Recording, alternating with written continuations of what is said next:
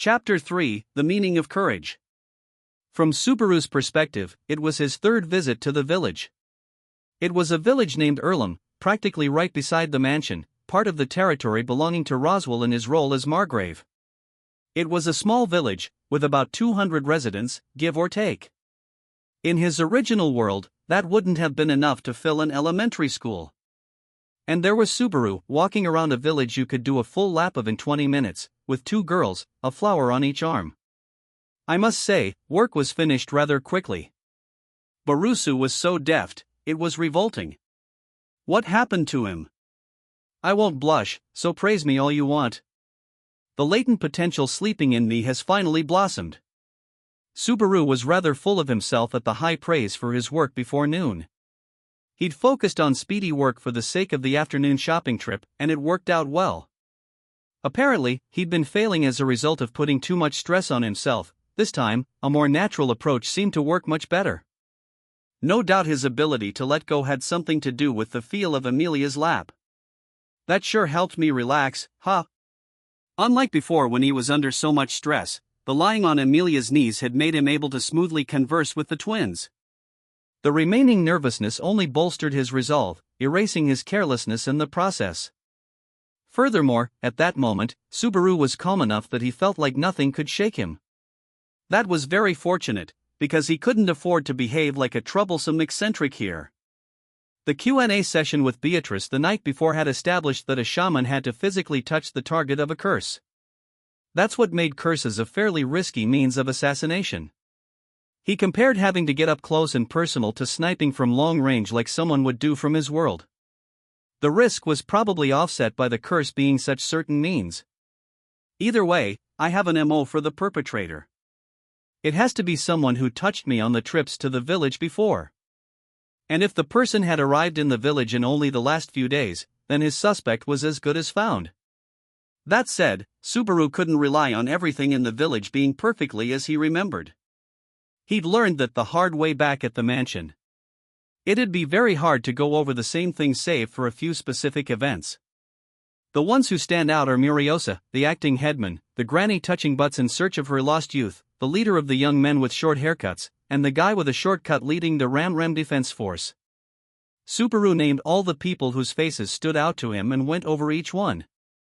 There was the guy who acted like he led the village, Muriosa, and the old woman who engaged in perverse behavior while laughing and saying, "Got me youth back, got me youth back." The 2 young men wore identical faces. They'd frequently butted Subaru's shoulders, perhaps out of jealousy for being so close with the twin sisters. I had to lead Muriosa to the John when he started flaking out. Now that I think about it, all of them touched me somehow. That's kind of suspicious, but all of them were native villagers through and through. They didn't fit the profile. That being the case, guess I'd better just hang around the same places. Subaru sighed at himself for his lack of any better idea. And as Subaru made that gloomy sound, a series of voices reached Subaru from above. "What's wrong, Subaru? Are you hungry? Do you have a tummy ache?" Subaru twisted his neck to see the multiple silhouettes glomping onto his back. They were children who had raced to reach Subaru first before he'd even set foot into the village. There were 7 in all, not just latched onto his back but his legs and hips, too. Subaru, not finding the weight excessive for his build, cracked his neck. "I've got a connection with you across time and space or something, what are you saying? Did you hit your head? Do you have a tummy ache? Quit it about the tummy ache, geez. You make it sound like I've got diarrhea or something." As Subaru spoke, the children all burst into laughter. No doubt it was less about his joke than the word diarrhea being funny in and of itself. Apparently, hopping worlds didn't change the fact that kids of that age thought the cruder, the funnier. "And I've got kids all over me, just like old times." The kids on his back were pulling on his cheeks.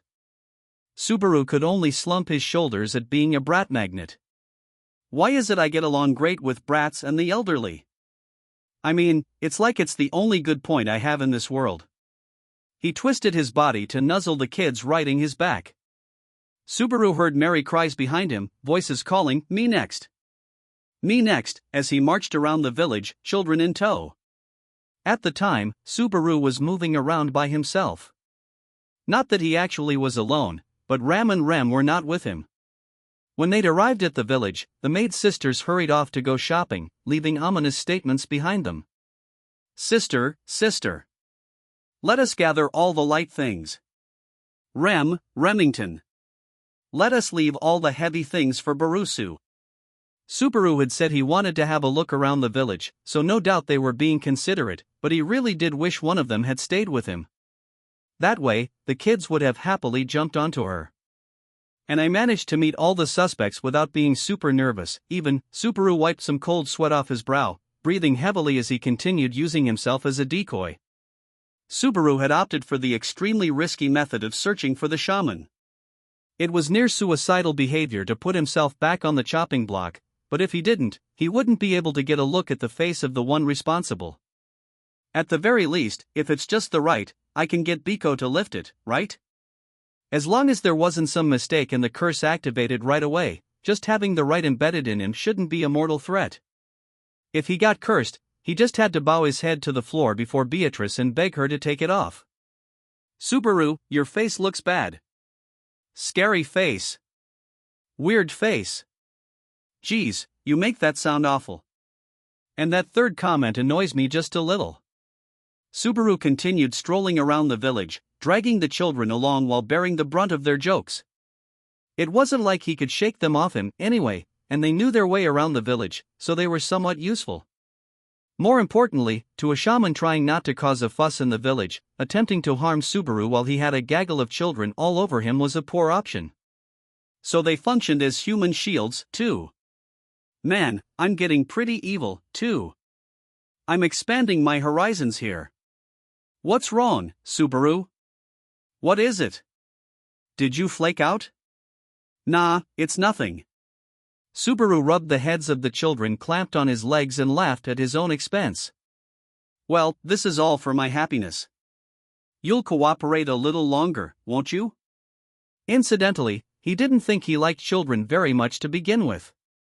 They were noisy, way too chummy, and completely self-serving. Perhaps that was how he thought about himself, too. Ram ran a hand through her pink hair as she sighed with exasperation. Free time was finally over, so we came to look, and this is what we see. Ram stared at Subaru as he raised both arms to the sky then and there. Victory! After Subaru raised his arms and shouted, a chorus of voices rang out in celebration. Victory!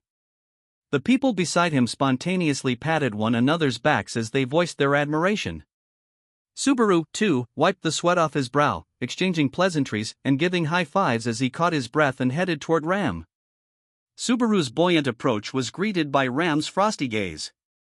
What kind of attraction is this? It's nothing big enough to call an attraction. I figured I'd kill time with the kids, and then the adults saw and jumped on the bandwagon, that's all. Aerobics was his chosen method for playing with a bunch of noisy kids at the same time.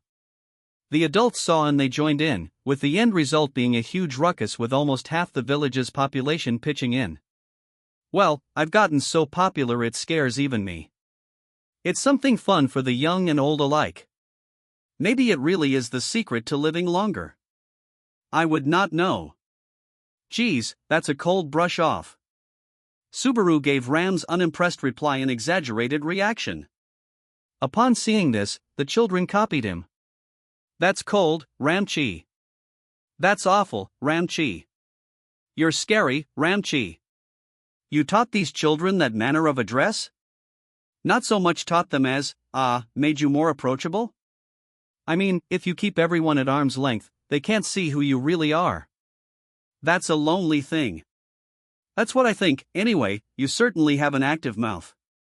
I do not mind, but Rem may not care for it. Remrin? Remrin. Remrarin. We kind of crossed that bridge already. Hearing from the children that her words of caution had come too late, Ram slumped her shoulders in resignation. So, did you look around the village as you desired? Yeah, that part went off without a hitch. Subaru's cheeks warped into a grin in response to Ram's question. His stroll around the village to come into contact with the people on his suspect list was a great success. More to the point, Subaru stood out so much that it was he who had the opportunities to touch them this time. The last thing on my to-do list was to high-five the guy with the crew cut after aerobics, and that's done. Having touched all the obvious suspects brought him a measure of relief. Now his time in the village was at an end, in other words, time to say bye-bye to the kids. I've got work to do, so get lost, guys. Ah, what a pity. If I had more time I could have played with you some more. Ah, too bad, so sad. He's smiling. He's laughing. Are you really so happy? Subaru regretfully shook loose of the kids, sticking his tongue out in the face of their complaints. He did not consciously recognize the sense of satisfaction filling him at having regained even such mundane ground with his limited capacity as a human being. Either way, he and Ram were on their way to the rendezvous point with Ram when abruptly, the girl wearing her brown hair in braids tugged on Subaru's sleeve, her face red. Subaru was surprised, for until that moment, the braided girl had religiously maintained an arm's-length distance from the other kids while they'd piled onto him together, never entering the fray herself. Subaru crouched so that their gazes were at the same height. What is it? If you've got something to say, I'm happy to listen. Well. Come over here. The girl led him by his sleeve to another place. Subaru, guided by the slender hand, looked back at Ram. You may do as you please a little while longer. Oh, thanks, I owe you one. So, what is it? With permission having been granted, he continued to follow the little girl's hand. With her in the lead, the children from earlier followed them to a corner of the village. You'll be real surprised. You'll love it. You'll break out in a dance. Surprise, happiness, dancing? You sure are expecting a big reaction out of me here. Surrounded by giggling children giving previews of how he'd react, they slipped past the houses of the village to a nook away from prying eyes. Then his eyes followed the children's pointing fingers and saw it. Ah, yeah, there was this event, too, wasn't there? Out of the blue, Subaru voiced his assent, clasping his hands together and nodding several times over. The braided girl rushed over, picking it up in her arms, out of breath as she returned. This was the creature with brown fur that looked like a dog. Its eyes were round and its fur soft, making it almost seem like a newborn pup. The latter quality appealed to a connoisseur of fur such as Subaru. But unfortunately, the puppy did not respond to Subaru in kind. Arf! I figured this was coming. The moment Subaru reached out with his hand, every hair on the dog's body stood up as it barked out a warning. The children all wore shocked faces at how its small body shuddered, on guard against him. But he's always been so good. He's only angry at Subaru. What did you do to him, Subaru? That's what I want to know, sheesh. This is the third time and everything. Just not compatible or what? The children booed behind Subaru as he turned toward the unfriendly puppy with a strained smile. He'd encountered this puppy on both his prior visits to the village, in other words, during prior loops. Each time it had displayed a severe dislike of him, wounding his animal-loving heart. I guess in one sense, having something not change between loops feels about right, but I'd have liked a more friendly reaction, seriously. In spite of return by death, many things had been repeated very differently, but the puppy's reaction was practically a broken record. But when Subaru made a friendly smile, the puppy suddenly let down its guard. With the puppy curled up in the braided girl's arms, Subaru snapped his fingers, realizing this was his chance. Well, if you'll excuse me, he'd show this puppy his full range of the fur-stroking skills he had honed on Puck. He rubbed the puppy in all the important places, like the head, neck, and the base of the tail, with the sensation bringing a big grin over Subaru. Haha, I've been looking forward to this feeling. Pretty nice stuff for a stray. A little tender, loving brushing, and this'll be a long, shiny coat. Hey, there's a bald spot on the head. This a wound? Where did you bump against?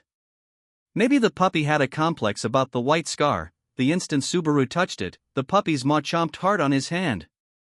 He quickly pulled his hand back, but it had a prominent bite mark on it nonetheless. Subaru yelped at the sharp pain on the back of his blood-smeared hand as he stroked the wound. What an event with which to get a 100% completion rate. You even got me in the same place. What, did you do a time leap just for this? Subaru smiled to put it at ease, but the puppy, back on guard, continued to snarl. Watching relations between man and beast return to the gutter, the children observing the two nodded to one another. Yep, he got carried away. It's because he touched it that much. The puppy's a girl. I feel like that's a weird tangent at the end there, and what, no one's worried about me. I'm gonna cry here. Subaru lightly washed his hand at a watering hole and waved goodbye to the puppy and the frolicking children. The braided girl looked like she felt responsible, waving with a frail, bashful smile before returning to the others. When he got back, he had a maid waiting for him, leaning against a wall with her arms crossed and a big attitude. Sorry for the wait. I sent you off thinking it would be a brief affair, but you come back with your hair disheveled, your clothes a mess, and bleeding from your left hand, of all things. Well, sorry about that. A bunch of things happened. You can tell just by looking, right? I suppose so. One glance and I can largely tell what happened.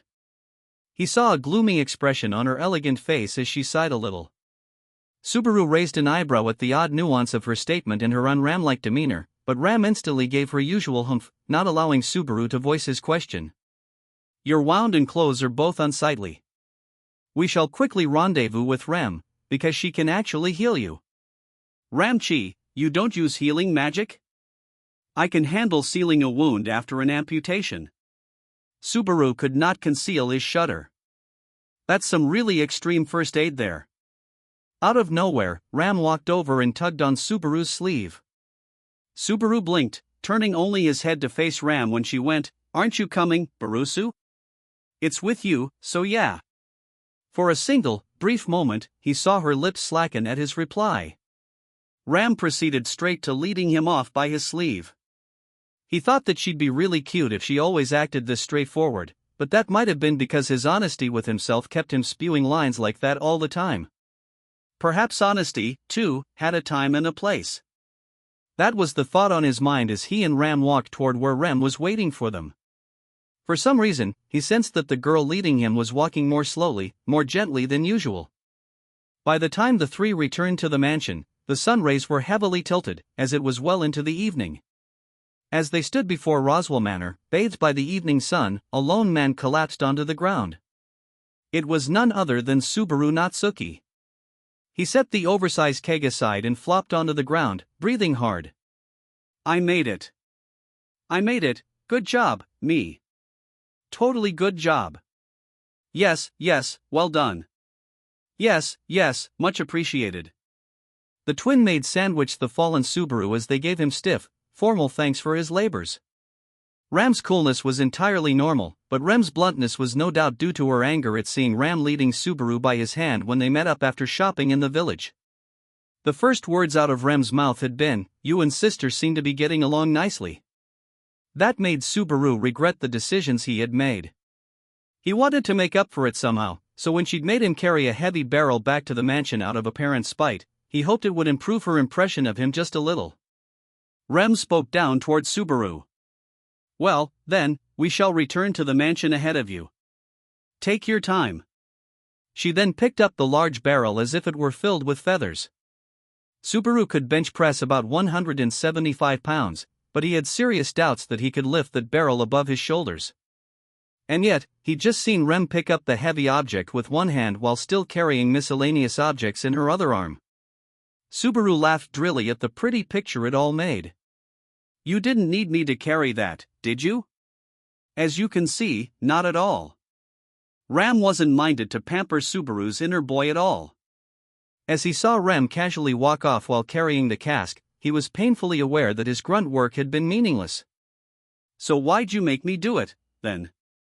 Was it seriously just a grudge against me? Stop bullying the new guy, sheesh. Do you not understand, Barusu? It is out of consideration for you, of course. I don't get what you mean by consideration here.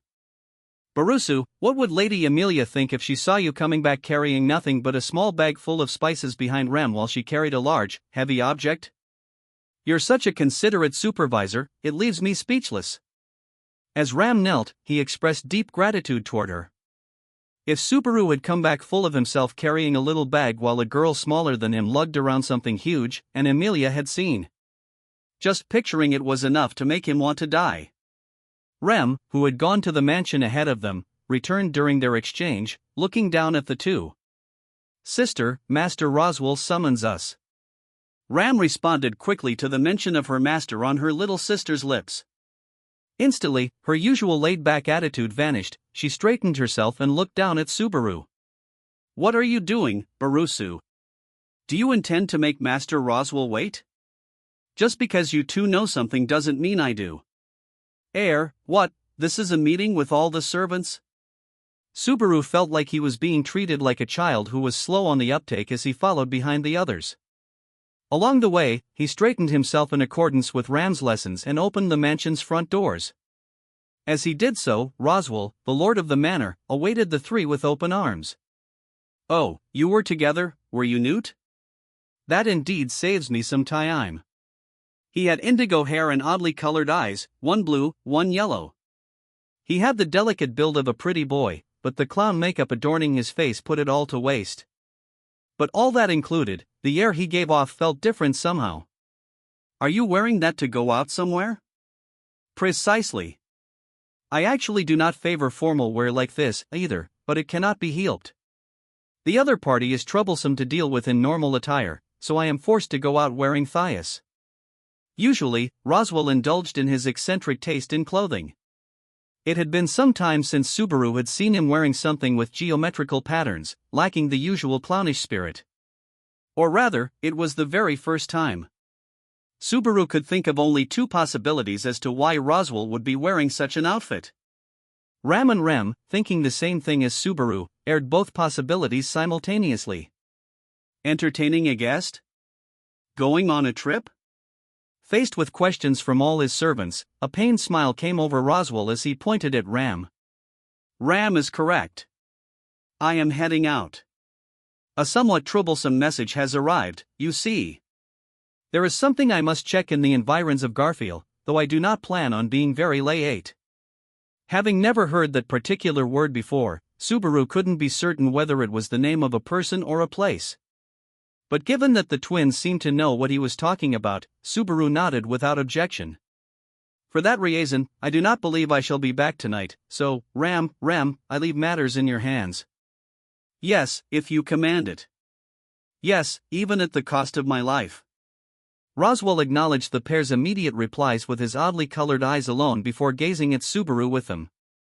Subaru, feeling backed into a corner by the differently colored glints, squirmed uncomfortably. "Sorry, I'm not loyal enough to swear even at the cost of my life yet."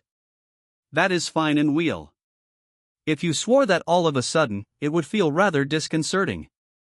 But I leave things in your hands as well, Subaru." Roswell patted Subaru's shoulder, one eye closed, so that only his yellow iris was visible. "This has a fishy aroma to it. I can count on you to take care of Lady Emilia, yes?" "Yeah, you can seriously count on me for that." That went without saying. Subaru didn't know how much of a read Roswell had on the situation. He didn't know, but he'd picked up this much: this had never happened before. Perhaps it truly meant that Subaru's actions had changed the world around him.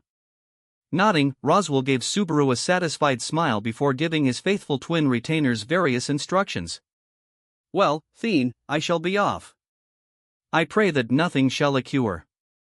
As he spoke, Roswell went out the entrance, with the three of them watching him go. But Subaru belatedly realized that there was no coach or carriage to whisk Roswell away.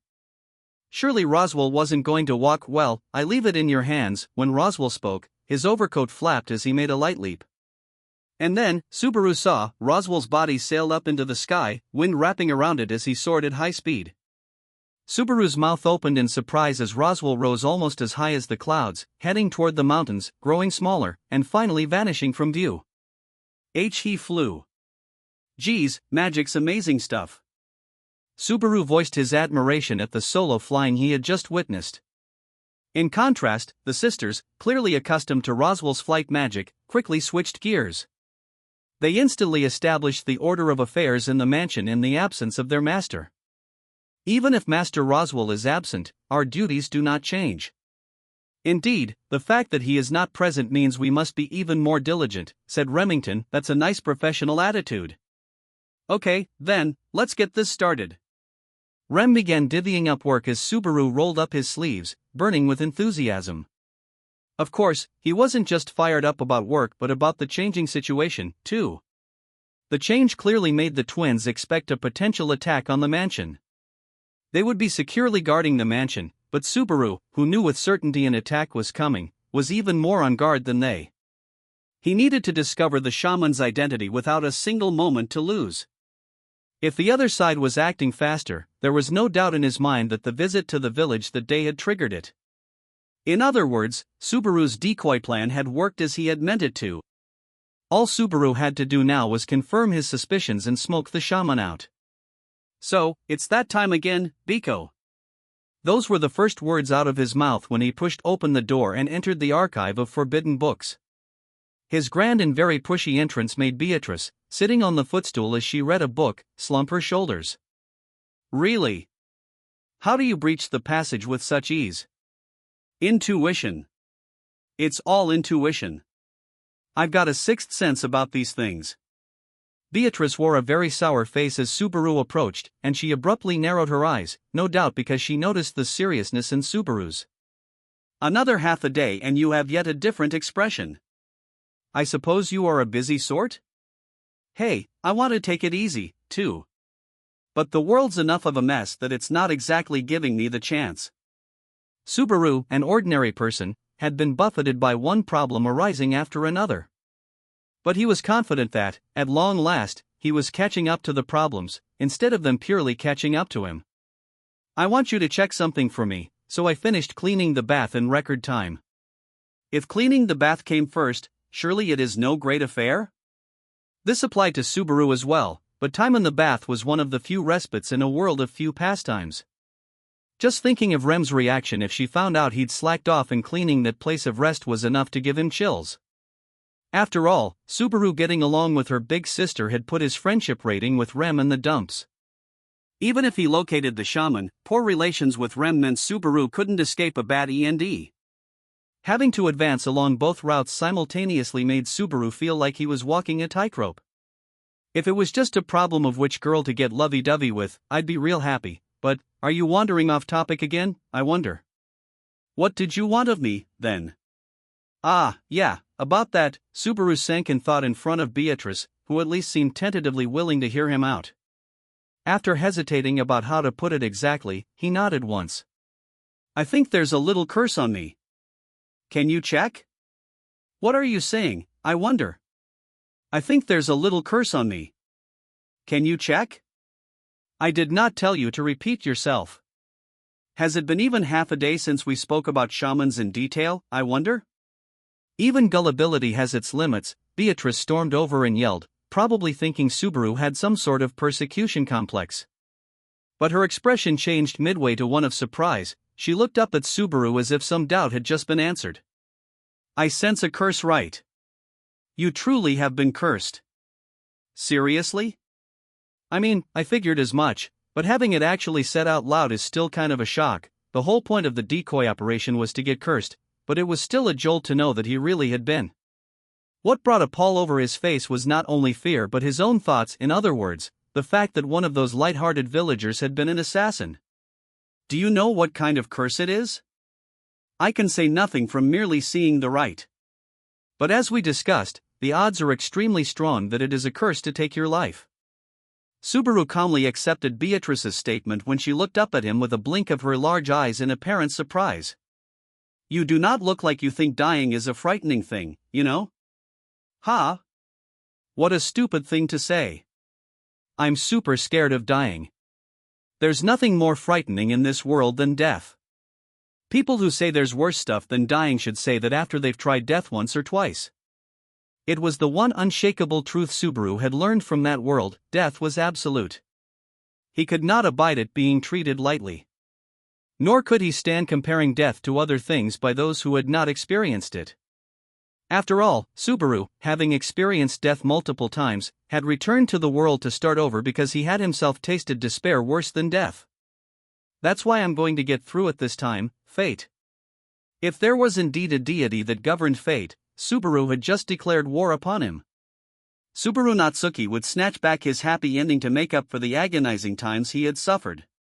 Having finished his rant at the supernatural being, Subaru turned back to Beatrice. So, could you lift that little curse for me? I'm short on time here. But at the very moment Subaru was burning from the chance to strike the perpetrator when least expected, the girl who should have been his greatest ally cut him off at the knees. Why do I have to save your life, I wonder? Subaru scratched his head as he replied, I thought you might say something uncute like that, so I came beforehand with a way to convince you. If I die, it'll make Puck sad, too. Would Pucky's heart be greatly moved by your demise, I wonder? No, if I die, it'll be a pretty huge shock to Amelia. If it's a shock to Amelia, that'll hurt Puck, too. And especially you, the one who could have stopped it beforehand.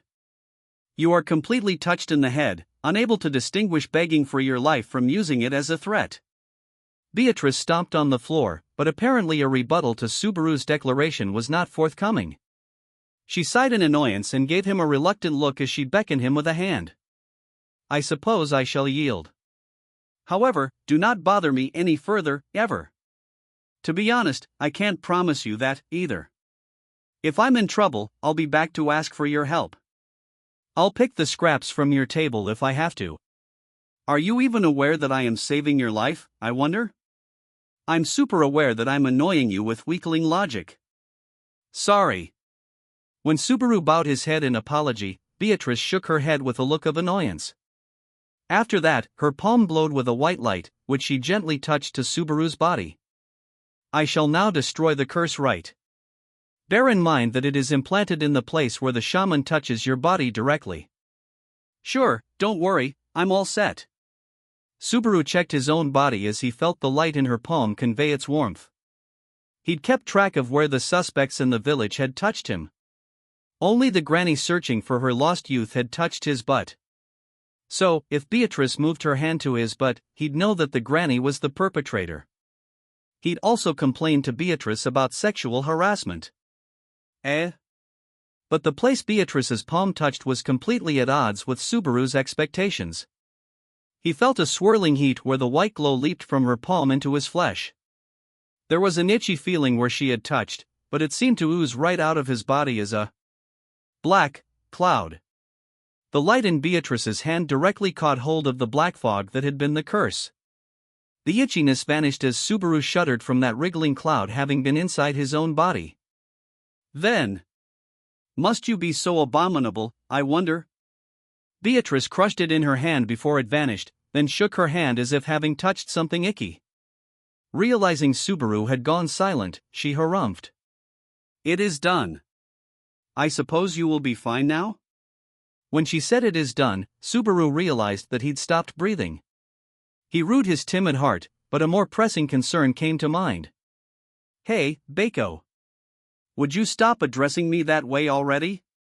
Is the place you touched with your palm the place the shaman touched me? Faced with Subaru's grave question, Beatrice set her own complaints aside and reluctantly nodded. Her nod affirmed in Subaru's mind the perpetrator behind the string of curses. I've got to go to the village. Now that he knew the culprit's identity, he had no choice but to act immediately. He'd originally planned to wait until the next day, go to the village with Roswell and the twins, flush the shaman in the village out of hiding, and deal with him. But he couldn't do that now. Subaru's heart continued to race as he rushed to put his hand on the door. His breath was so ragged as he ran that he didn't even hear Beatrice call out for him to stop. Fate's irrationality and poor taste in irony, dangling Subaru and the others on a string, filled him with rage. That anger gripped Subaru as he ran, yelling at the top of his lungs. Just how far are you gonna take playing me for a fool? He kept running. Subaru dashed through the hallway, leaped down the stairs, flipped around at the landing of the stairs, the heels of his shoes sliding to a stop at the entry hall as he raised his face and yelled out. Ram! Ram! I've gotta talk to you. Ram immediately popped into view, responding to the shout that probably carried throughout the entire mansion. Apparently she'd been working quite close by. She looked at Subaru's red face and ragged breathing with her eyes narrowed in disapproval at the impropriety. "What is it, Barusu? Your haste is quite unsightly." "Sorry, I'm heading to the village." "You can't stop me, I'll go even if you try. I just thought it'd throw everyone off even worse if I just left without a word." "The village? Why would you? No, more importantly, do you intend to disregard Master Roswell's instructions? Tonight, Rem and I are in charge of this mansion. Surely you understand this?" Ram glared at Subaru even more sharply. Ram's position was that whatever Roswell wanted came first. Subaru's open disregard of her master's command really rubbed her the wrong way. But Subaru wasn't minded to retreat an inch even so. "Time's short, so I'll get right to the point. There's a bad magic user in Erlem Village. I know who it is, so I have to go now." "You asked me to accept what sounds like a child's made-up excuse? I can't help it, there's no other way to put it here. Go talk to Biko, you'll see I'm telling the truth." Besides, as he pleaded with the increasingly suspicious Ram, the great doors opened behind him as Rem emerged. "Sister," when Rem saw the two speaking in the entry hall, she went to her sister's side like it was second nature. "Sister, what is?" "He says he is heading out to rid us of an evil magic user in the village."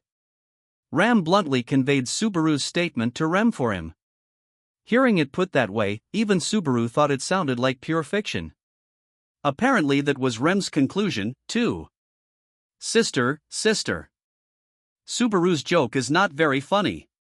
Remington Barusa thinks he has a future in comedy. Remington. I might kid around all the time, but I talk seriously sometimes, too. Faced with their twin-act lines, Subaru spoke to both at once. He took a step forward as if to emphasize that he wasn't cowed by the sister's reactions. "I know it's an unbelievable story, and it's asking too much for you to just take my word for it right now. But I'm not asking you to let me go without any conditions." To Subaru, this was a crucial fork in the road. Subaru wet his lips with his tongue, jabbing a finger toward the silent pair as he made his proposal. "I'm going to the village. If you think that's suspicious, fine, tag along. Watch me and see. But I'm not going with Amelia left all alone, so it has to be just one of you. You cannot simply go off on your own. In the first place, neither sister nor I have any reason to go with you if we are to uphold Master Roswell's command. No, you don't, if Roswell's command in the evening is the only one you're upholding." "Are those the only orders Roswell gave about me?" Rem was at a loss for words. Subaru's statement a moment before had been a mere bluff, but her uncomfortable reaction made it plain he'd hit the mark. Piecing together info from the previous loops, Subaru had guessed that Roswell had ordered the pair to keep an eye on him. Rem looked like she was searching for an escape route, but Ram beat her to the punch, exhaling. "Understood, Barusu. We will accept your independent action." "Sister?" Ram was in utter shock at seeing her sister wave a white flag so easily. But Ram indicated to her little sister to keep quiet. "However, just as you said, we cannot allow you to go alone, Barusu. Allowing you to act alone here would in itself disregard Master Roswell's commands." "I figured as much. So what's our compromise gonna be?" "Though it pains me, we have no choice but to go along with your prior suggestion. Rem will accompany you. Ask and ye shall receive, I guess." Subaru thrust out a clenched fist to show his agreement with Ram's terms. Ram sighed a little as she turned to her little sister, shunning Subaru. "Rem, this is how it is, so, please. I shall confirm matters with Lady Beatrice and protect Lady Amelia myself. I shall be watching you from here." "Sister, you must not use that I too oft, this is no time to say that. I will use it if I need to. The same goes for you, Remington." The way the older sister put it left no room for Rem to question any further. Subaru was glancing toward their conversation, understood by only the two sisters, when Rem shifted an unfriendly glance at him. "Subaru, I would like to hear the details. I'll tell you on the way." Things might have already gotten pretty bad, though. If Subaru's worst premonition proved true, there would be damage that simply couldn't be laughed off. Not to Subaru personally, but in a much larger sense. He gave Rem's shoulder a light, grateful pat as he headed to the entrance with Rem, who still didn't look on board. He was figuring it was 15 minutes to the village if they ran straight there, when the Subaru, "Where are you going?" A voice clear as a bell danced down from above the great stairway of the entry hall. Turning around without a thought, he looked up to see Amelia standing there, her silver hair swaying. Judging from her heavy breaths, she'd heard Subaru's earlier shout and had come over to see the three of them below. "I thought I'd come down because I heard a loud voice earlier." "Did something happen?" "Something might have happened. You don't need to worry." "Ah, I'll be happy if you worry a little bit." Subaru was behaving casually on purpose so as not to make Amelia too anxious. Though Subaru was acting in his usual light-hearted fashion, Amelia seemed to pick up on something. "Your face says you're going to do something dangerous again."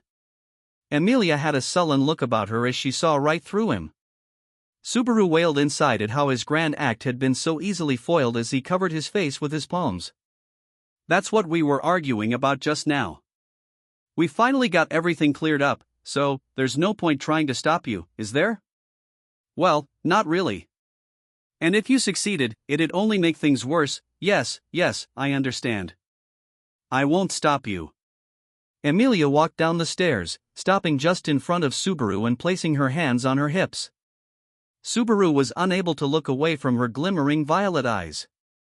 With Subaru unable to move, Amelia reached out and gently touched his chest. "Even if I tell you not to be reckless or careless, you probably will anyway, won't you? If that's what it takes." Not that I want to do either, mind you." Whether it was achievable or not, the best thing would be to travel a path free of worry and strife.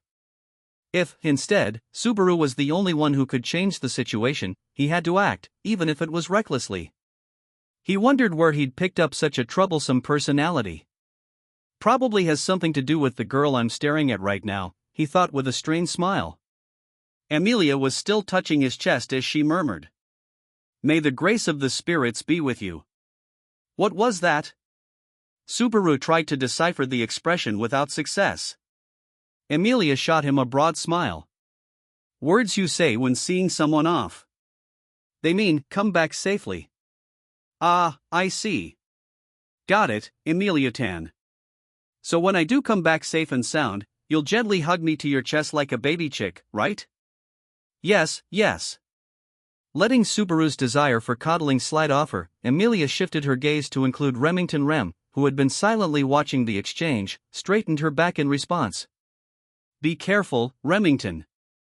Also, make sure Subaru doesn't do anything rash." "Yes, Lady Amelia. As you wish." Seeing Rem grab the hem of her skirt and make a polite bow, Amelia nodded to her in satisfaction. Subaru waved. "Well, Amelia-tan, I'm heading off." Amelia's voice had given him words of encouragement to see him on his way. "Come back soon." He pushed the doors of the entrance open and began to run toward the village side by side with Rem as the remaining two watched them go. "So, I would like to hear the details now. There's a shaman in the village to herd Amelia's royal selection. He cursed me good, but Beatrice removed it. If we don't act now, the whole village could get wiped out." Even while running, Rem's breath caught, her eyes going wide as she asked, "Are you serious?" Subaru replied with a silent nod as he focused his energy on getting to the village. He wouldn't have had to imagine a shaman with human intelligence taking such a measure. But if Subaru's deduction was correct, he had to assume the worst. And so, Subaru ran onward.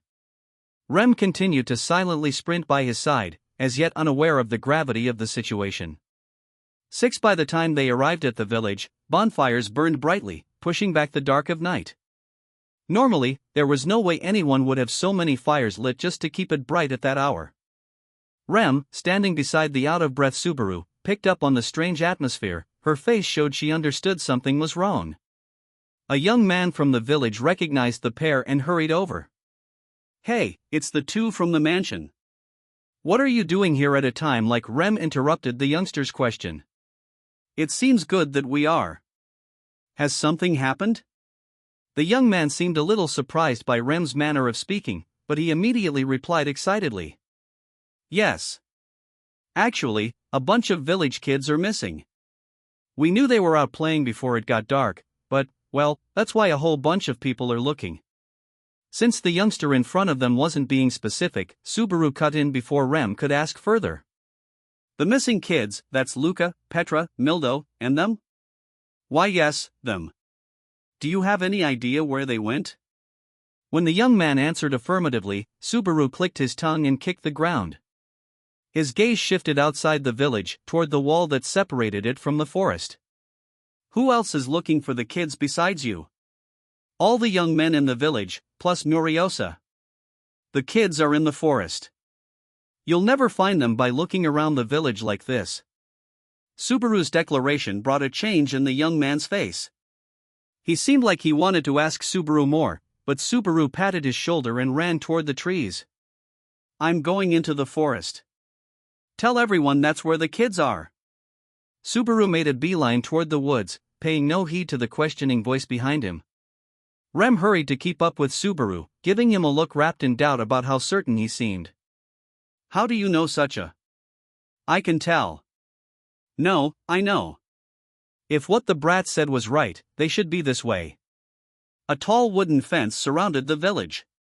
The pair climbed over a section bordering the forest and cut among the trees as they headed deeper in. Subaru had just been going by his memory of what he'd heard, but Rem, walking beside him, suddenly lifted her face. "The barrier has been severed." Rem's surprised voice made Subaru grit his teeth, because he had been right.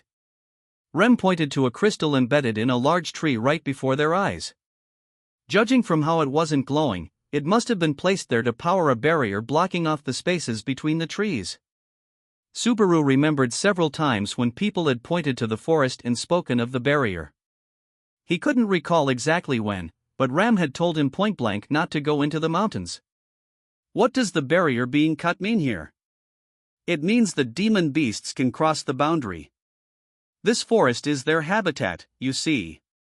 Demon beasts. Huh? So, what are they, anyway? Subaru's question made Rem's eyes waver as she delivered a textbook reply. They are beasts imbued with dark power, the enemy of intelligent life. It is said that the witch created them. More of the witch, even here, geez, Subaru grimaced at the piece of vocabulary that stuck out, but Rem's explanation made him certain he knew who the shaman was, and that this was just a prelude to an attack on the village. Before Rem's eyes, Subaru stepped into the gap between the trees she had called a barrier and headed deeper into the woods. Subaru, what are you? Rem, surprised, raised her voice to stop him. The kids are in there. I have to save them. Do you have hard proof of that? Master Roswell's permission is required before crossing the BA. The scar on my hand is proof. He raised his left hand so that Rem could see the animal bite mark on the back of it. It was the scar left by the bite he'd gotten in the village that afternoon when the kids had surrounded him and he'd touched the puppy. Beatrice had pointed to that scar and said that the being that made it was the culprit behind the curse on Subaru. Meaning, the kids had a cute puppy with them. It looked like a dog, but what if it wasn't a dog? What if it was a demon beast that curses whoever it bites? That puppy had bitten Subaru not once, not twice, but 3 times. If he hadn't been bitten this time around, he had no doubt Rem would have been bitten instead. Human hands hadn't cast the curse, it was more like a natural disaster. Just like rats were the medium through which the Black Plague spread, demon beasts were the vector by which the curse was propagated. The kids had followed the demon beast into the forest. There was no telling whether or not they were safe within. This gets worse the more time passes. We don't know if the kids are already cursed, but for now we've got to bring them all back to the mansion and purify them. Hold on. You cannot simply decide that on your. In the first place, the situation is too suspicious.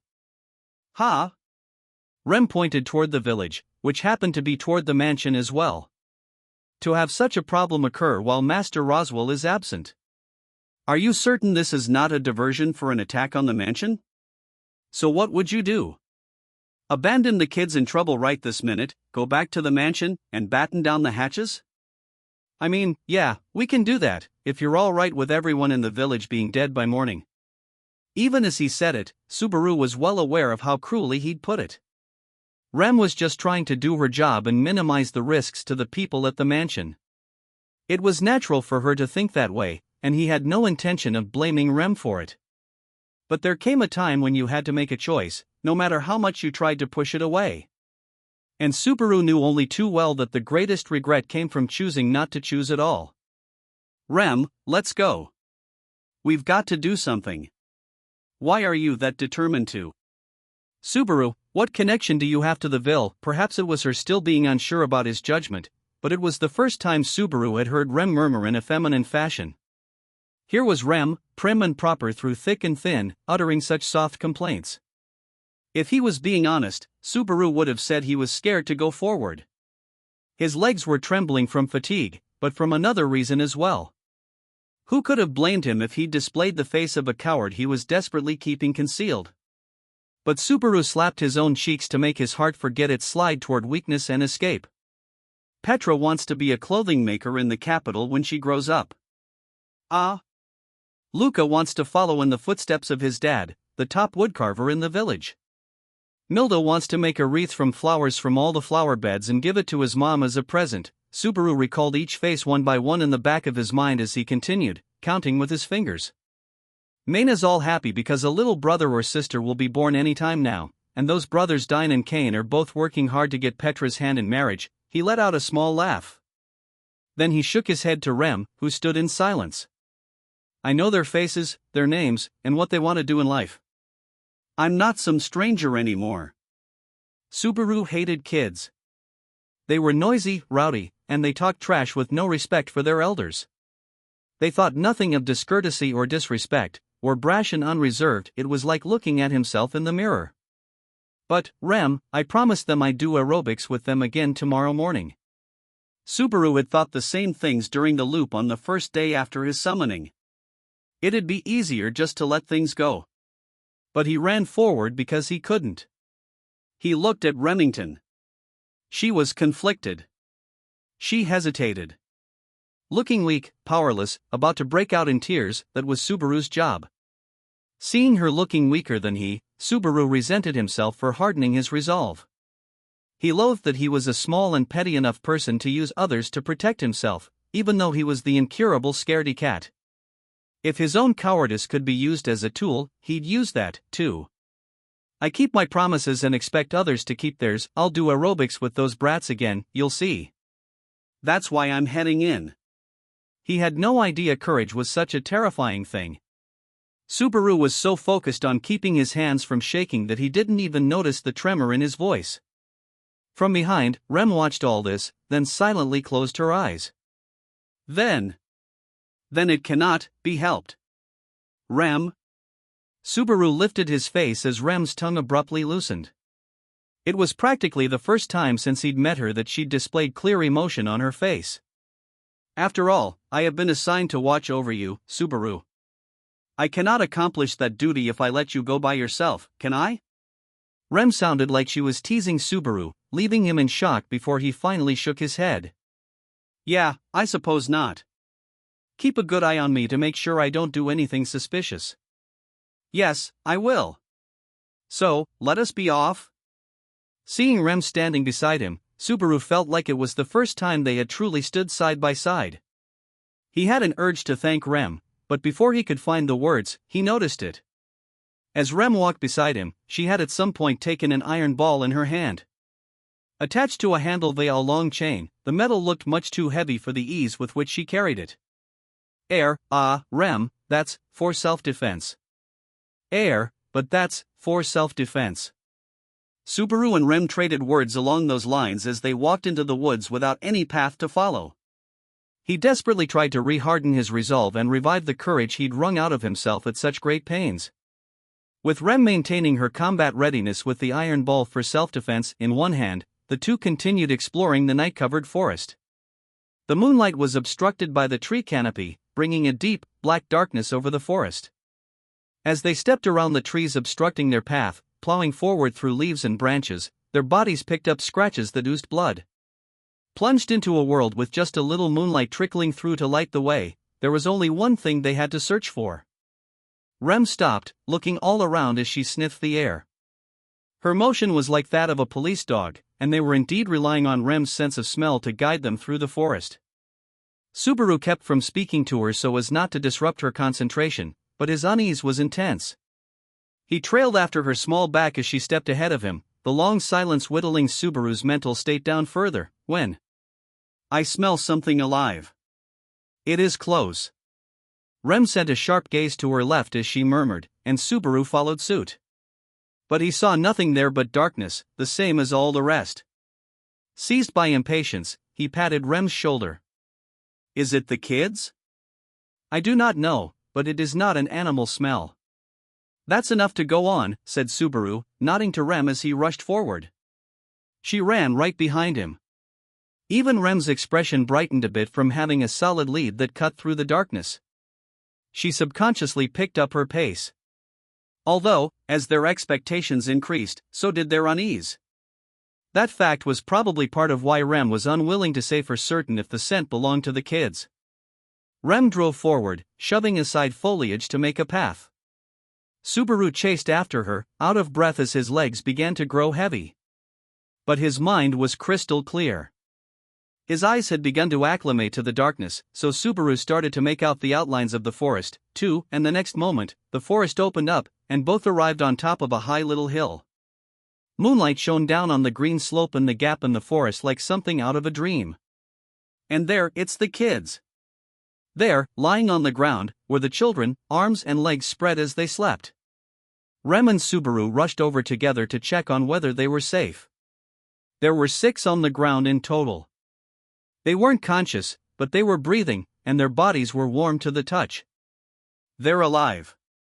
They're alive. We made it in time. Subaru shouted with joy. But Rem, standing beside him, had a stern look on her face. No, they are still breathing, but they are heavily debilitated. At this rate, debilitated. The curse? When he looked closer, he saw that the children all had pale faces. Their breaths were short and ragged, like even that drained their strength. Their brows were covered in cold sweat as they slept with pained expressions, like they were seeing nightmares. After we finally found them. Ram, can't you lift the curses? My skill is insufficient. If Sister is indeed watching this place. At any rate, I will use healing magic to put them at ease.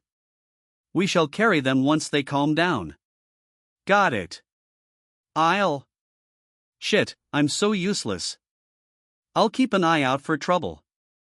Subaru resented himself all over again for his lack of ability. Rem said nothing to him. Instead, she infused her palm with a pale light, the light of healing mana, and began to treat the children. While he kept a lookout, Subaru watched as the wave of healing began to bring peace to more of the sleeping children. At the rate they were calming, they could bring the kids back to the mansion and ask Beatrice to lift the sea, but just as Subaru was mentally putting plans in order, a girl lightly opened her eyes and called his name. Suba, are you? Her gaze looked troubled, perhaps because her mind was so hazy, so Subaru took her hand. You're awake, Petra? Okay, good girl, you're a strong girl. We'll be taking you back real soon and making the reason you're suffering go bye-bye, so right now you need to just rest. There's one in. Still. The forest, hey, what did you say? Petra was trying to tell him something with her halting words. The information nuggets gave him a bad feeling, so Subaru called out to Petra once more. But his voice never reached her, her eyes had closed and she'd lost consciousness again. Subaru patted the sleeping Petra's forehead and urgently rushed to the other children, looking them over. Then. Crap. She's right. I don't see the youngest one here. He knew the faces of all 6 of the children sleeping there from spending time with them during the day. Setting aside Subaru and the puppy, it left the shy, withdrawn girl missing. Damn it all. Subaru stood up, tearing at his hair at the turn for the worse. Rem, who'd seen and heard the entire exchange with Petra, widened her eyes, apparently alarmed at Subaru's behavior. Please wait. It is too dangerous. If she was taken away by the demon beasts, there is nothing. I know what you're trying to say. I know all too well, But you heard it, too, Remington. Petra said to go get the last one of them before anything else. Petra was suffering to the brink of tears, weakened to the point that breathing was a struggle. Even so, she'd expressed concern for her friend rather than saying the word "save me." She was a weak little girl, but the life of her friend came before her own. I want to do what Petra asked me to. If we're gonna pick one up, we might as well do our best to pick 'em all up. You are too greedy. If you pick up too much, you might end up dropping everything on the floor. You're here to make sure that doesn't happen, Remington. Rem looked daunted by it all. Seeing her so surprised, Subaru spread his arms wide to make her look at him. I can't do anything here, either. I can't use healing magic, and there's no way I can bring the kids back by myself. If so, I should use myself as effectively as I can, right? What does that have to do with them? You need to save your strength to carry the kids, Remington. The young man from the village will probably be coming in after us soon enough. Just hand the kids over to them and come after me. The villagers had to be well aware that demon beasts were in the forest. Furthermore, they'd no doubt girded themselves with gear and plenty of light sources. All Rem needed to do was hand the kids over and tell the men to bring the kids to the mansion. While you're doing that, I'll go deeper in and look for the last kid. Hey, if it's worst case, I'll come running right back. But if there's still any ray of hope, at least I can buy some time out there. Rem, unable to accept Subaru's decision, grabbed Subaru's sleeve and argued vehemently. You do not know your opponent's strength. There is no guarantee when the villagers will come, and worst case, I may not be able to find you. Perhaps she was worried about him. Perhaps it was just her nature not to go along with uncertain plans. Thinking that it'd be nice if it was the former, Subaru pulled Rem's fingers off his sleeve and held her hand. I'll be all right. You'll find me. What proof do you have of? I've got proof right here. Subaru smiled, pointing a finger at his own nose before pointing it back at Rem's face. Even if no one else notices, you'll notice my scent. I have the lingering stench of a villain hovering about me, right? Rem's eyes opened wide in surprise. It was thrilling, really. He laughed, like seeing this Rem before his eyes was taking revenge on that other Rem from times past. Subaru, how much, do you know? I'm pretty ignorant about tons of things. It's so bad, I'd never find the answers even if I repeated yesterday, today, and tomorrow over and over again. He thought back on those days and how repeating them too much had worn him to the bone. He then realized he'd changed a lot to actually be able to laugh about it. Looks like you have some things you want to ask me, and I have a mountain of things I want to ask you. So when this is all over, let's talk it out till our throats go dry. It's a promise.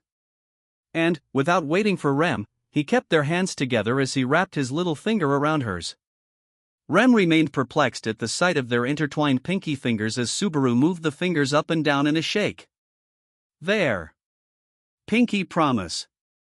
What did you just? It's a ritual from my homeland for making a promise. It's a terrible ritual guaranteeing you'll get 1,000 sewing needles stuck into you if you break it. The encroachment of Subaru space had already exceeded Rem's comprehension. Rem was befuddled and confused beyond words when Subaru snapped his fingers and flashed his teeth. I believe in you, Remington. So I want to act based on that trust. That's why we need to promise here. I told you, right? I keep my promises, and I expect others to keep theirs. Plus I've got Amelia's blessing on my side, so don't worry, be happy. Happy. Completely unable to keep up, Rem made a long, exasperated sigh as she laughed weakly. Subaru, seeing that Rem was continuing to laugh, kept his voice down as he laughed, too. Then Rem said, a promise, then. There really is much I want to ask you, after all. Sure thing. It's a promise between the two of us that needed making. The same probably goes for the hair, too. The hair. The reason why you keep staring at my hair. Rem was at a loss for words when Subaru pointed it out. Guilt also seemed to well into her eyes as he watched her open her mouth. Subaru, it's all right. I'm not getting the wrong idea. You were always watching me while I did my amateur work because the shabby top of my head really bothered you, right? On the last day before he'd begun looping again, Subaru and Rem had made a promise for Rem to cut Subaru's unsightly hair. Now Subaru understood the truth behind those words. At the time, Rem had been seized by enormous distrust of Subaru, hence the intensity of her gaze toward him. Ram had simply been trying to cover for her. That promise had been made on the basis of a lie. He knew that now. But Subaru would take the promise that began with a lie and make it true, smiling all the way. When I come back safe and sound, I'll put myself at your mercy. I'm counting on you to make me look so cool that Amelia will fall for me without even thinking. Given what I am starting with, even I have my limits. Could you please put facts like that in a less direct way? This was the Rem who had always left him behind. Her agreeing to go along with his suggestion made him happy then and there. Subaru made a satisfied nod at how the cheerful days he sought were being born anew. Rem said, I shall hand off the children and immediately catch up with you. Please do nothing rash in the meantime. Don't worry. After all, I'm possessed by a demon today. Possessed? Possessed by a demon instead of a god. Lately it's my favorite saying. Subaru posed with 2 fingers standing above his head to act as pretend horns. Regardless of what she thought about Subaru's frivolous behavior, she let his pose pass without comment. Please be careful. With Rem sending him off and turning around, Subaru went down the low hill, going deeper into the forest. He headed in the direction Petra had indicated just before losing consciousness. Well, Subaru Natsuki, let's do this. Speaking to encourage himself, Subaru ran, clenching the hand with which he'd made the pinky promise for good measure. He didn't know if despair or hope awaited him, or something else. One way or another, the morning of the 4th day seemed far, far away. His heart was in a hurry, but he tread cautiously. The inside of his mouth was parched, his throat was tense with stress. He kept his footsteps quiet as he guardedly advanced into the dark forest. His steps were hesitant, but not because he was afraid or timid about moving forward. I sure flapped my lips in front of Rem there, but it was a dangerous move to go alone, but Subaru thought his odds were far from hopeless. In the first place, Subaru was a weakling, his personality was fundamentally averse to gambling.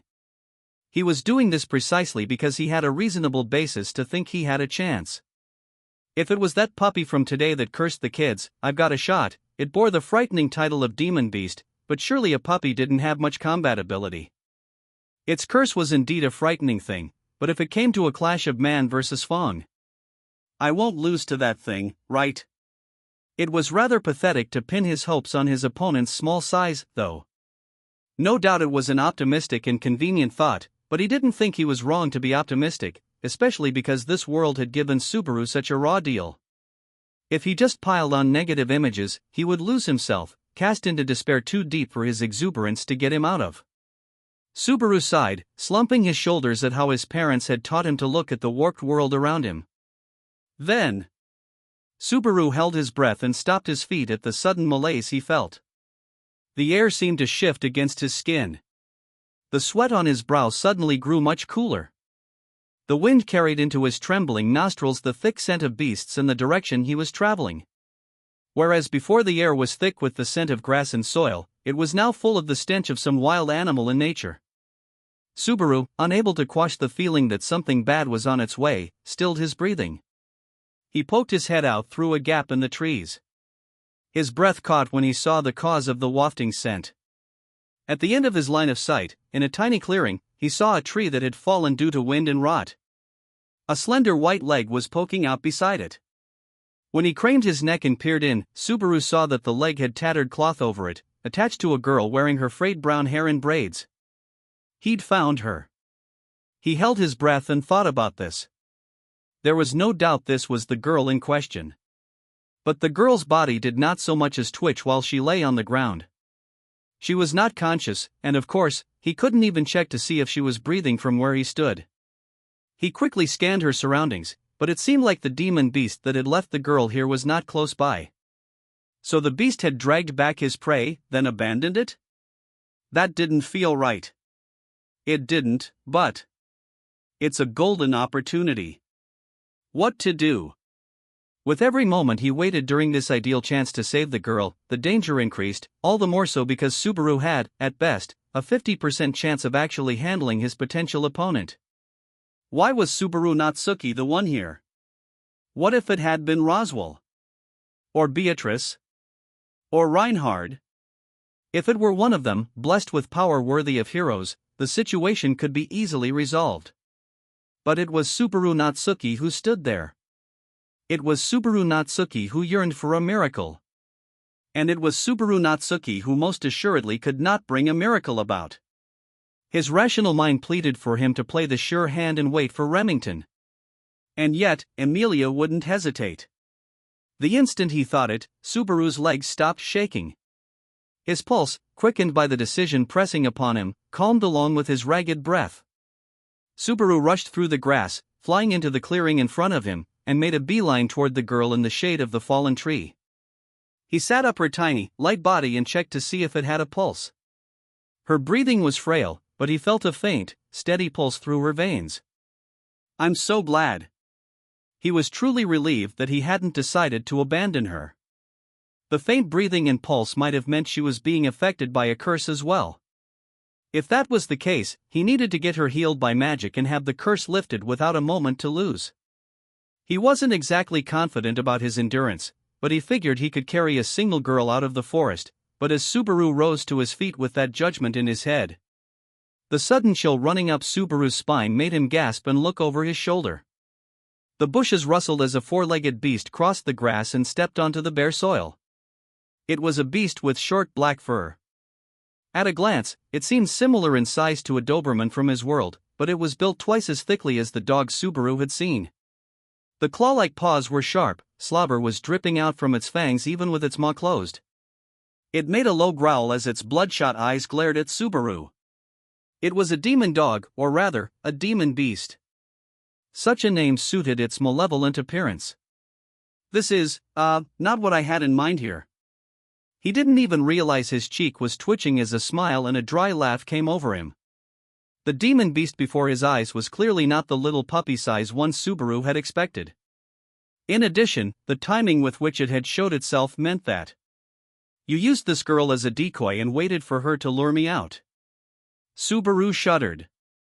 Perhaps it was only feral instincts at work, but the beast's unexpected intelligence disturbed him. Either way, he didn't have any time to ponder the matter. His eyes roamed the area, but he saw neither any sign of Rem catching up to him nor any avenue for escape from the demon beast. Indeed, the latter had already lowered its head, clawing the ground. He had no time to hesitate. TCH. Shit, if you're gonna come, come. As Subaru vented, he stripped his jacket off, wrapping the well-tailored garment around his left arm. In a confrontation with a wild animal, the thing you had to worry about the most was its sharp fangs. Wrapping thick fabric around your arm to limit the damage was the least you could do against a four-legged beast. He'd remembered seeing police dog training on TV in his old world and instantly copied that. He thrust his left arm out, glaring at the demon beast as it tried to figure out when best to leap at him. The way the demon beast kept its center of gravity low, not moving a muscle, unnerved Subaru. Hey, what's with the laid-back attitude here? Hey! Come on! See, it vanished. Suddenly, the demon beast that should have been right in front of him melted into the darkness. Fright froze his throat as an indistinct black cloud headed for Subaru's outstretched left arm. The next moment, he felt sharp fangs punch through the thick fabric, with the demon beast biting deep into his flesh. That! In an instant, he felt a jabbing pain, intense enough to turn his vision red, slammed directly into his nervous system. But didn't hurt. He poured strength into his left arm, tightening the muscles so that the fangs sunk into his muscles wouldn't come out. As a result, the demon beast clamped on at an angle was now completely unable to move. Its two red eyes met Subaru's gaze. Subaru bathed in the beast's overwhelming enmity as he said, "You bit me, you mangy mutt." Wrapping his whole left arm around the demon beast, Subaru whipped his body around, hard. Centrifugal force sent the demon beast floating into the air, spinning it backward toward the fallen tree and slamming against an outstretched branch. The sharp branch ruptured its hide, making a dull sound as it rent the beast's flesh. Its dying howl echoed throughout the dark forest. The demon beast, impaled through its back, kept Subaru's arm clamped in its maw for a while, but it finally relented as it stopped moving. Subaru, for his part, fell to his knees. "I won." Seeing that it was not breathing, Subaru murmured as he yanked the demon beast's fangs from his arm. His forearm was in horrid shape under the blood-stained jacket. Upon actually seeing the wound, Subaru made a soundless whimper as pain assailed his nerves. Even so, he made a sigh of relief, grimacing all the while. Even without Rem's strength, he had been able to get out of that crisis. He took the time to retie the jacket around his arm, using it as a bandage. He made sure his arm could still move before walking back to pick up the girl for real this time. "Hurts, but that means I'm alive. Crap. Anyway, gotta get back to the Ville." He cut his words off there because he noticed that the grass had rustled once more. His hair stood up as his entire body was gripped by the sense that something bestial still lurked. He looked back. Then Subaru murmured, "Oh come on." Red eyes flared through the dark forest. A horde of them gazed at him through the trees ahead, their numbers virtually beyond count. Not that he really wanted to count, but all his fingers and toes put together probably wouldn't cut it. Before he knew it, Subaru had thrust his arms out wide. Not to surrender to the countless points of light but to shield the little girl behind him. The beasts were unimpressed by his silent resolve. The red points of light ignored Subaru's wishes and leaped at him all at once. Oh! Subaru realized his own throat howled. He roared, unwilling to give in. His spirit kept up the facade, telling him that he would not lose, no matter how many red eyes were before him. He was, of course, bluffing. His tiger's mask was nothing more than paper. As Subaru yelled, a demon beast rushed up to rip out his throat when the head of the demon beast before his eyes exploded like an overripe melon. Bludgeoned to death at point-blank range, its fresh blood showered Subaru's face. The demon beast's headless body sailed forward and crashed into Subaru. Blown backward by the force, Subaru rolled and, feeling unpleasant from the pain and blood, he shook his head and stood up. What just happened? A blue-haired girl had descended onto the field of battle, one hand lightly grasping the hem of her skirt as it made an elegant twirl, the other wielding a malevolent iron ball. "The children are safe and are returning to the village. I see your efforts to buy time have gone well. Rem, look oh!" Subaru's elation over the arrival of his awaited reinforcements was short-lived, for now that the vanguard of the demon beast force had been cut down, two more leaped toward her slender body. Ha! Her right arm, wielding the iron handle, whipped sideways, the iron ball followed in the wake of the whirling chain. The destructive weapon, which ought to have been slow and unwieldy, turned with incredible force, following the arc of the swing of her arm to utterly pulverize everything in its path. Its might mowed down branches and snapped tree trunks before slamming straight into the demon beast's body. The weapon connected with such power it split the torso in two, turning it into fertilizer for the forest. And, as the comrade beside it fell in a single moment, the other soared to angrily sink its fangs into Rem's left flank, but just before it reached her, Rem smashed her left fist into its snout from above, pummeling it out of the sky. The might of her fist caved the beast's skull in, slaying it instantly with a blow powerful enough to bury its head into the soil. Her skill was crystal clear. Subaru had thought he appreciated Rem's destructiveness, but now he truly knew. That made his head hurt. "Why, you're so strong." Are those appropriate words to speak to a girl, Subaru? That's the only thing a weakling like me can say. You're really out there. Ecstatic that Rem proved far more reliable than he'd imagined, Subaru leaped as if to embrace her. He then skirted around right behind Rem as the remainder of the pack spread out and surrounded them. Having lost two more of their number, the pack moved sluggishly. The beasts crouched, awaiting their, Rem's next move. Subaru could tell that there was bitter enmity in their eyes. "Incidentally, Rem, do you plan on wiping them out by yourself? There are too many of them. Alone, they can overcome me with numbers." "Well, that figures." In that case, before the beasts could recover their bearings and come leaping at them, Subaru and Rem had the same thought. Their eyes swept the surroundings before settling on the same place, a weak point in the encirclement with only three of the beasts. Subaru yelled in concert with Rem's attack. There! The iron ball ripped through the air, with the howl heralding the slaughter.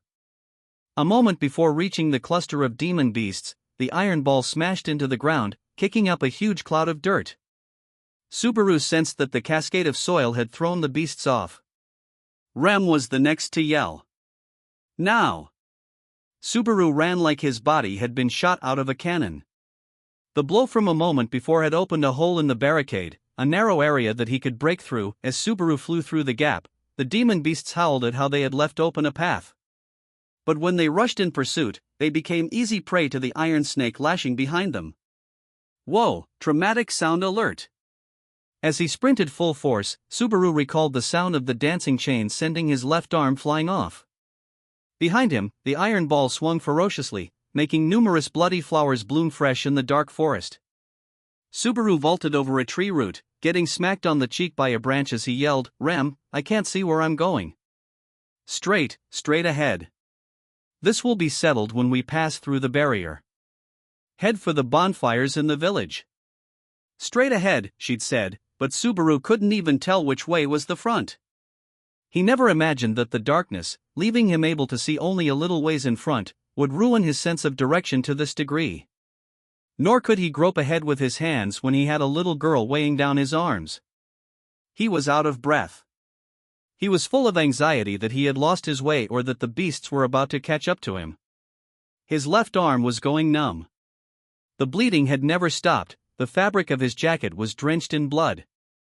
He could picture in his mind how blood drops were falling to the earth, leaving a perfect trail that led his pursuers right to him. He saw what looked like the same scenery over and over, as if he hadn't made a single step of forward progress. A sense of irritation burned in his chest, he felt like he was about to fall to his knees. Yet, all the while, he heard the sound of a chain whipping behind him. Ah, shit. My side really hurts. Forward. Then the darkness before Subaru suddenly lifted. His field of vision broadened and, as his eyes instinctively narrowed at the suddenness of it, he saw man-made light off in the distance. Rem. I see light. Someone from the village is at the barrier.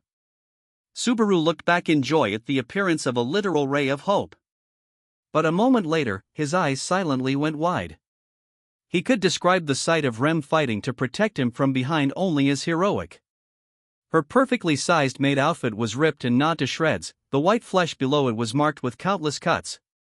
Her vivid blue hair was all a mess, and there was too much fresh blood in it to make out the original color.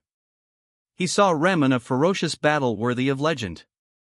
And at that very moment, the same Rem was fast approaching Subaru as she reached out to him with a hand. Rem.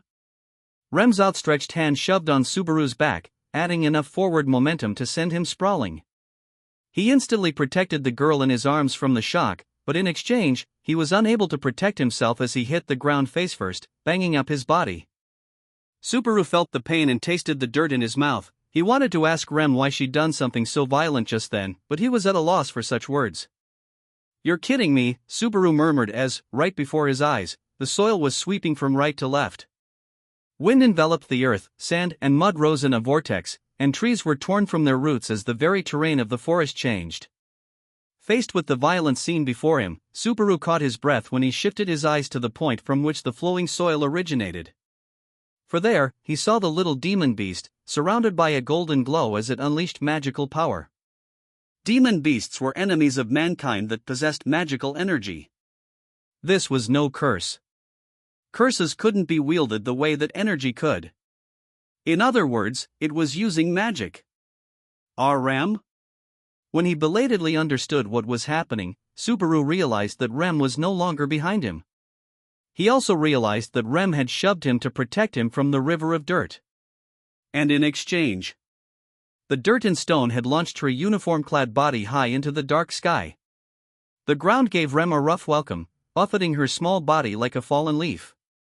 The way blood scattered from her and how she flew helplessly in the air proved with crystal clarity that she'd taken more damage than she could bear.